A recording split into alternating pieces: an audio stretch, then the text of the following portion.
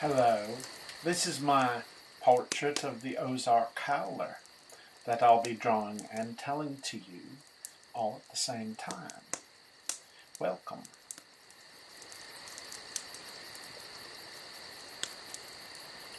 Hello.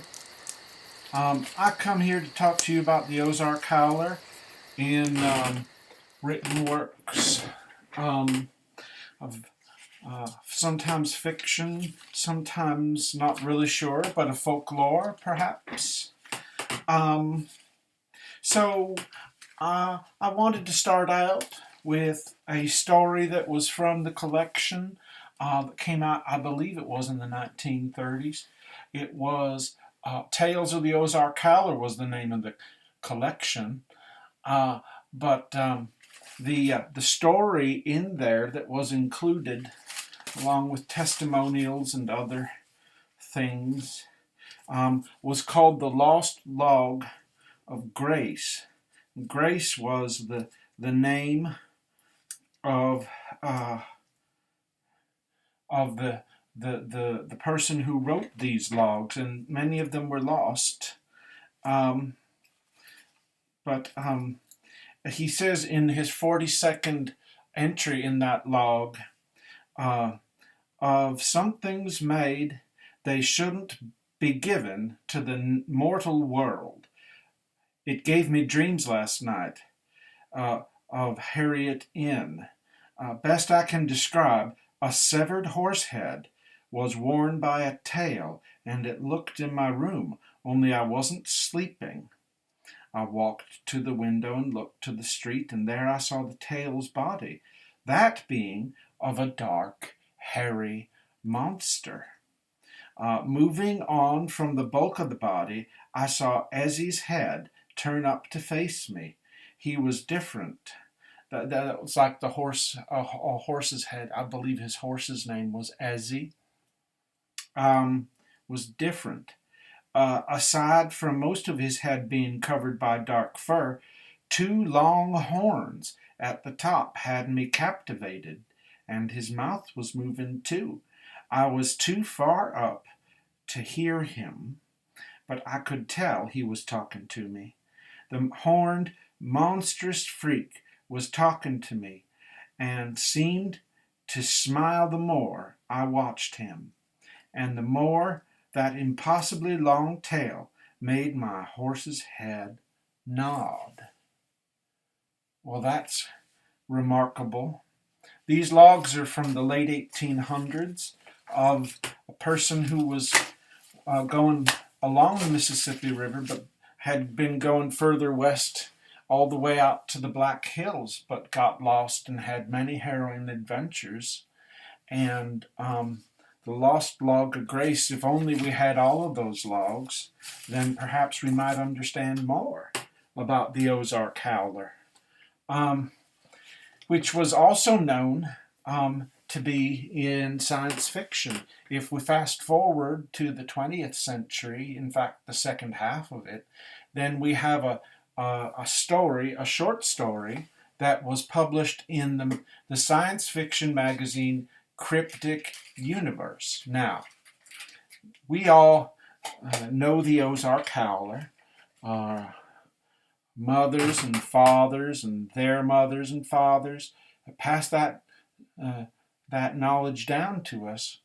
The Ozark Howler being a monster or a monstrous creature, although I don't know that it's ever actually harmed anybody.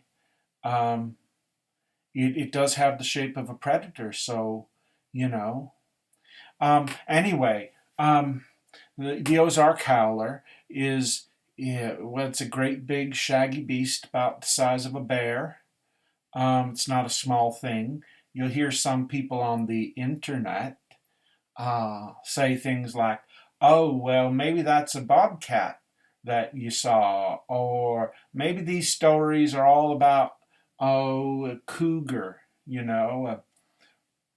a cougar's not like this animal at all. Now, some people, they've not been outside, they've not seen a bobcat, They aren't aware that there are no lynx in the south. Lynx are a northern cat. You find mostly in Canada, perhaps up in the north woods of Maine, Minnesota. You find them in Alaska, to be sure, but no. They have big paws that are adapted to walking in the snow. Not much of a problem here, most of the time, at least. Uh, so the Ozark Howler, it's big and it's broad. That's the other thing, is that anybody who's seen even a photograph of a mountain lion knows that it's kind of long and lithe, like a panther. Now there are some people who say there have been painters around, panthers, cougars, mountain lions, all the same thing really, in the Ozarks, and that's something different. So I have to say that that's not the same thing, because Ozark Howler, it's got number one, it's got a real thick body. It's taller and it's broader in the shoulders than a cougar. And the thing is, it's got these horns. Now, I never seen no cougar had any horns. Uh, Anybody who says they have, they're just pulling your leg. They're telling you a story. Nothing wrong with stories. Stories fine.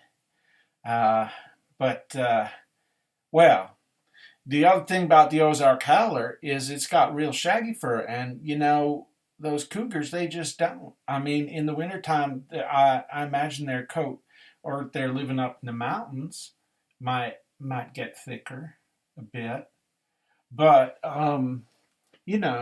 it's not a creature that's gonna be real, have long hair, and all the stories call that Ozark Howler shaggy. Got long hair, gets tangled up in the brambles, I imagine. It's the only way it gets combed out.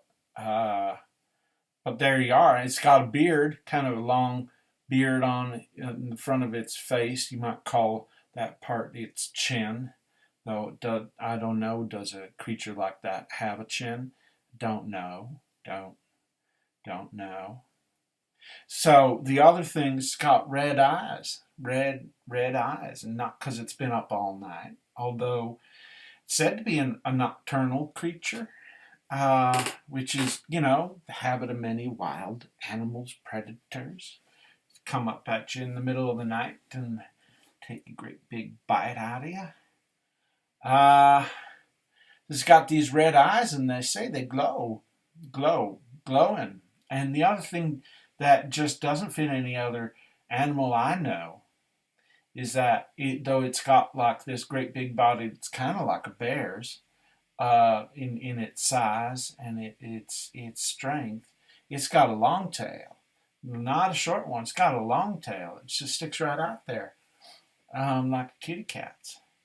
But now, what a kitty cat doesn't do, kitty cat might screech maybe. That's what they say the Wampus cat did over more in the Carolinas. There's the legend of the Wampus cat. Um, but what they say the Ozark Howler does, well, you have it figured out by the name, don't you? It's more of a howl, but it's a strange howl. It's not like a wolf's howl. It's got this other kind of, I couldn't imitate it, but kind of this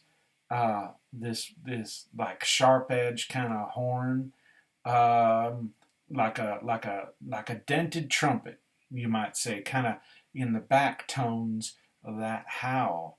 So it's not just a straight ooh. It's more like I just couldn't make the sound. I'm not gonna try. Don't have those vocal cords this animal's got.